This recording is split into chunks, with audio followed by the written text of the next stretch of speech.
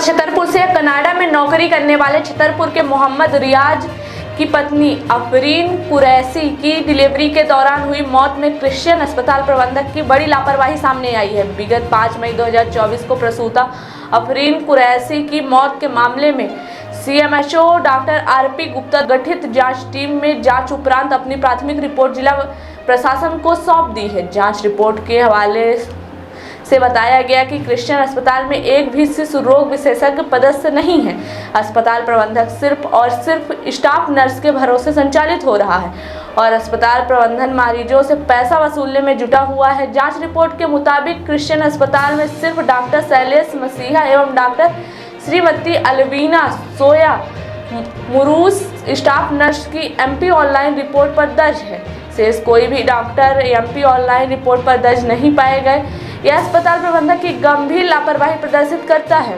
वहीं दूसरी ओर blood report के मुताबिक भर्ती के समय प्रसूता की हीमोग्लोबिन 12.2 पॉइंट था। ऑपरेशन के बाद 8 पॉइंट और प्रसूता की मृत्यु से पूर्व 6 पॉइंट रह गया, जबकि प्रसूता को खून भी चढ़ाया जा रहा था। डॉक्टर शैलेश मसीहा और डॉक्टर रूपा वर्गीस के कथन के अनुसार दोनों चिकित्सकों ने प्रसूता अफरीन कुरैशी का लेपोटामी ऑपरेशन किया, परंतु क्रिश्चियन हॉस्पिटल छतरपुर के द्वारा एमपी ऑनलाइन रिपोर्ट पर विभाग को दिए आवेदन अनुसार ऑपरेशन दिनांक तक डॉक्टर रूपा वर्गीस क्रिश्चियन अस्पताल छतरपुर में रजिस्टर्ड चिकित्सक नहीं थी। फिलहाल इस पूरे मामले में अब तक अस्पताल प्रबंधक पर कोई लापरवाही नहीं होने से मृतक के परिजनों ने आज जिला कलेक्टर को जन सुनवाई में ज्ञापन सौंपकर कार्यवाही की मांग की है। मृतिका के पति रियाज कुरैशी ने बताया कि उनकी प्रसूता पत्नी अफरीन का रेगुलर चेकअप क्रिश्चियन अस्पताल के डॉक्टर शैलेश मसीहा द्वारा किया जा रहा था। विगत 4 मई को मेरी पत्नी अफरीन कुरैशी को लेबर पेन के चलते मसीहा अस्पताल में भर्ती कराया गया। मृतिका के पति ने अस्पताल प्रबंधक पर गंभीर आरोप लगाते हुए लापरवाही डॉक्टरों पर एफआईआर दर्ज कराने, वहीं दूसरी ओर पूरे मामले में सीएमएचओ डॉक्टर आरपी गुप्ता ने भी सख्त कार्रवाई करने की बात कही है। मैम ये कह रहा है कि शेष 5 बचे वो तो यही सूची है।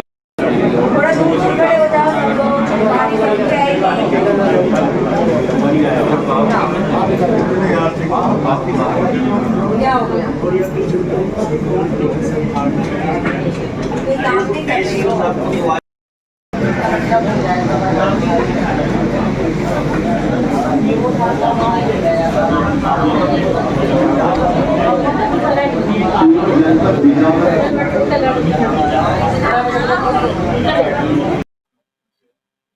जिस दिन ये घटना जो है वो 4 मई 2024 की बात है। तब शाम के 7:30 बजे लगभग मरीज लोग आए हमारे पास और आने के बाद उन्होंने यहाँ पे एडमिशन लिया। जो प्रोसेस है, मैटरनिटी वार्ड में गए, उनका इलाज हुआ और ये कहना कि डॉक्टर रूपा उस समय छुट्टी पे थी या नहीं थी, ये तो नहीं था। और हमारे यहाँ डॉक्टर, क्योंकि 2 गायनेकोलॉजिस्ट हैं, तो एक दिन एक डॉक्टर कॉल करता है, दूसरे दिन दूसरे डॉक्टर कॉल करते हैं। उस दिन डॉक्टर शैलेश का कॉल था और वो कैंपस में उपलब्ध थे और इवन डॉक्टर रूपा भी कैंपस में उपलब्ध थी, जिनका निवास जस्ट हमारे अस्पताल के पीछे ही है। उनका आरोप जो है, जो आपके 5 लोगों की कमेटी ने आरोप किया है कि ऑनलाइन में जो सूची में था वो नहीं थी। ऐसा कितना टाइम है तो डॉक्टर नहीं? देखिए, डॉक्टर तो हैं, लेकिन जो सीएमएचओ का एक पोर्टल होता है नर्सिंग होम्स के लिए, जिसके अंतर्गत डॉक्टर रूपा वर्गीस का नाम उसमें दर्ज नहीं था, जिसको अस्पताल प्रशासन को जैसे ही पता लगा कि उसमें उनका नाम दर्ज होना है, हम लोगों ने उसकी कार्रवाई की और तुरंत हम लोगों ने उसका नाम पोर्टल में डलवाने के। कितना समय है? डॉक्टर रूपा वर्गीस यहाँ अगस्त 2022 से ज्वाइन की हैं, पहले अगस्त से, और ज्वाइन करने के बाद से लेके अभी तक का उनका नाम पोर्टल में दर्ज नहीं था। कितने टाइम में कितने जब वो छुट्टी करेंगे कितना टाइम होगा, कितने डिलीवरी होगी और अप्रैल से अभी तक कितने प्रेग्नेंट महिलाएं? अभी तक प्रेग्नेंट महिलाओं में की संख्या जो है वो अप्रैल 2024 से बात कर रहे हैं। अप्रैल 2024 से सिर्फ एक महिला की मृत्यु हुई है। और डॉक्टर जो आप बात कर रहे हैं, जैसे डॉक्टर रूपा का उसमें नाम पोर्टल में नहीं था, परंतु हमें जो यहाँ के अस्पताल प्रशासन के द्वारा उन्हीं के नाम पर पीसीपीएनडीटी, जिसके तहत वो अल्ट्रासाउंड कर सकते हैं, उसका सर्टिफिकेट दिया गया है। तो एक व्यक्ति का नाम एक पोर्टल में नहीं है, लेकिन उसी व्यक्ति को नाम प्रशासन के द्वारा हमें सीएमएचओ के द्वारा और जो प्राधिकारी अधिकारी होते हैं उनके द्वारा हमको उनके नाम पे सर्टिफिकेट जारी किया गया है कि वो अल्ट्रासाउंड कर सकती है। तो वो पीसीपीएनडीटी में रजिस्टर्ड हैं और वही जो है वो पोर्टल में रजिस्टर्ड नहीं थी। सर वो अपने आप भागो विजिटर नहीं थी जी। क्योंकि जांच टीम ने ये लिखा है तो बच्चों का इलाज कौन करता है और क्योंकि बहुत सारे बच्चे भी आपके यहाँ आते हैं और नवजात शिशु वो भी उनका भी इलाज किया जाता है तो ये कौन इलाज करता है? देखिए, नवजात जो बाल रोग विशेषज्ञ हैं वो तो हमारे पास पदस्थ नहीं है। इसके पहले 2 टर्म में हमारे पास रहे हैं, लेकिन इस समय जबकि आपसे हमारी बात हो रही है, हमारे पास पदस्थ नहीं है। लेकिन हम लोगों ने ऑलरेडी उसके लिए प्रोसेस किया है और हमारी बातचीत चल रही है कि हम एक डॉक्टर को यहाँ पे फुल टाइम रखें। लेकिन जिस समय ये घटना हुई या जिस दिन बात हुई या जो पीडियाट्रिक, देखिए इसमें 2 चीज़ें होती हैं, तो पीडियाट्रिक केस है और नियोनेटोलॉजी होती है। दोनों जो है वो पीडियाट्रिक डॉक्टर देखते हैं। लेकिन जो डॉक्टर नहीं होने के कारण से हम लोग सिर्फ साधारण जो रोग से ग्रसित हैं या जो नवजात शिशु हैं उनका इलाज करते हैं। यदि कोई ऐसा रोगी है या जिसको ज़्यादा प्रॉब्लम है उसको हम लोग सरकारी अस्पताल में रेफ़र कर देते हैं। क्या मुद्दा है क्या परेशानी? मेरा नाम मोहम्मद रियाज है। मैं कनाडा जॉब करता था, विद फैमिली वहाँ रहता था। तो मेरा तीसरा बच्चा डिलीवरी के लिए था। तो इंडिया हम लोग वापस आए थे कि यहाँ तीसरा बच्चा डिलीवरी हो जाएगी, क्योंकि 2 बच्चे के साथ वहाँ केयर नहीं हो पा रही थी। तो यहाँ मिशन हॉस्पिटल में रेगुलर चेकअप करा रहे थे, कोई प्रॉब्लम नहीं चल रही थी। और 4 मई को लेबर पेन हुआ तो उनको एडमिट कराए। डॉक्टर ने कहा सिजेरियन होगा, क्योंकि 2 बच्चे तुम्हारे सिजेरियन है। उनको एडमिट कराए और हमने उस एडमिट कराने पर हमने देखा कि डॉक्टर शैलेश मसीह ऑपरेशन के टाइम पे बाहर घूम रहे हैं। तो हमने ऑब्जेक्शन उठाया कि आप कहाँ हैं, बाहर क्यों जा रहे हैं? तो वो जल्दी से ओपीडी से अंदर चले गए। और फिर बाद में क्या नोट करता हूँ कि थोड़ी देर में बच्चा पैदा हो गया और कुछ देर बाद 1 घंटे बाद ये लोग बोलते हैं कि आप इनको ब्लड चाहिए, ब्लीडिंग हो रही है। इस तरह से उन्होंने 3 ब्लड ब्लीडिंग के लिए 3 ब्लड यूनिट मंगाया और बाद में फिर से ऑपरेशन किया, एक और ऑपरेशन किया। और उसके बाद कह देते हैं कि हम आप इनकी बीपी लो होता जा रहा है और उसको डेथ डिक्लेयर कर दिया। ना मुझसे पूछा, ना कुछ किया, ना मेरी फाइल वापस की, ना मुझसे पेमेंट लिया और आप इनको बॉडी को सीधे मेरे घर के एड्रेस पे डिस्पैच कर दिया और मुझसे बोले आप सर घर चले जाइए, हैं आप ही की बॉडी घर चली गई है। जब तक मैं समझता या कुछ होता तो आप ही को हम लोगों ने कर दिया। फिर मैंने आप ही की जब फाइल मांगी इनसे कि मुझे फाइल दीजिए, तो ये फाइल भी नहीं दिए। अब मैंने एप्लीकेशन लिखी और टीआई साहब को इन्फॉर्म किया है, जब जाकर वो फाइल उन्होंने मुझे दी थी। सीसीटीवी फुटेज है स्टिंग ऑपरेशन में, जिससे डॉक्टर मुझे 50 लाख रुपए का ऑफर कर रहा है और डॉक्टर ये भी बोल रहा है कि ये हॉस्पिटल का प्रोसीजर है, मैं केवल ऑन कॉल डॉक्टर हूँ, मैं सिग्नेचर करता हूँ। 21 मिनट का वीडियो है जो केवल 3 मिनट का मैं आपको शेयर कर दूंगा। मेरे पास सारे सबूत हैं, सीसीटीवी फुटेज कोतवाली में मौजूद है, लेकिन कोई एफआईआर दर्ज नहीं कर रहा। सब क्या बोल रहे हैं कि हॉस्पिटल का मामला है, सीएमएचओ लिख कर दे। सीएमएचओ कहता है वीडियो देखना मेरा काम नहीं है और सीएमएचओ क्या करता है, टीआई से बोलता है वो क्यों नहीं कर रहा है। ये लोग आपस में एक दूसरे को भेज रहे हैं पर एफआईआर नहीं कर रहे। हॉस्पिटल को बंद करने की कार्रवाई कर दी है, लेकिन हमें हॉस्पिटल को बंद नहीं कराना, हमें सिस्टम करेक्ट करना है कि जिससे कि कल के दिन हर पेशेंट को डॉक्टर ट्रीट करे।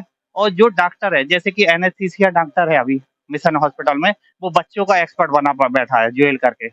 जुएल डॉक्टर जो एनेस्थीसिया डॉक्टर है वही ऑपरेशन कर रहा था उस दिन, सीसीटीवी फुटेज में है कि जुएल डॉक्टर ही ऑपरेशन करने जा रहा है।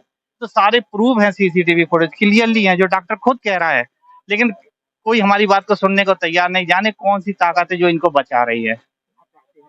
हम एफआईआर चाहते हैं और कार्रवाई करना हो, जिससे कोर्ट का जो संवैधानिक कार्रवाई है वो पूरी हो। मैं भी बच्चे के साथ फिर वापस कार्रवाई करके अपने वापस नौकरी करने वापस जाऊं और लाइफ अपनी शुरू करूं। 1 दिन की छोटी बच्ची है, एक जो जब आपने इंतकाल की तो उसकी 1 दिन की बच्ची भी पैदा हुई थी, उसको देखना है, उसका भी पूरा करना है। 2 बच्चे हैं, उनकी पढ़ाई लिखाई करनी है। मेरी नौकरी चली गई कनाडा से क्योंकि मैं वापस नहीं गया और यहाँ कोई जिम्मेदारी लेने को तैयार ही। मृत्यु हुई है, क्या घटना है? क्रिश्चियन हॉस्पिटल में 4/5/2024 को एक महिला की डेथ हुई थी प्रसव के दौरान।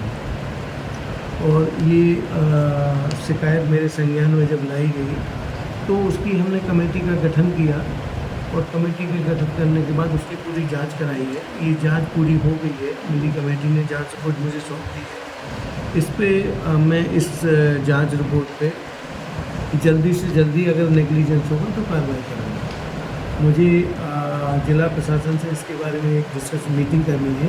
मीटिंग करने के बाद जब मैं तय कर लूँगा कि कितना गंभीर प्रकृति की लापरवाही है उसके बाद में जो भी नियमानुसार कार्रवाई होगी मैं तत्काल करूँगा और आप लोगों को बुला के आप लोगों को सूचित भी करूँगा कि मैंने ये कार्रवाई की। जांच कमेटी ने जो जांच प्रस्तुत की है आपके पास, तो उसमें कोई कमी पाई गई है अभी? हाँ, उसमें कमी पाई गई है, लेकिन मैं इस पर जब तक विस्तृत चर्चा जिला प्रशासन से नहीं कर लूँगा उसके बारे में उसमें कुछ लापरवाही पाई गई है।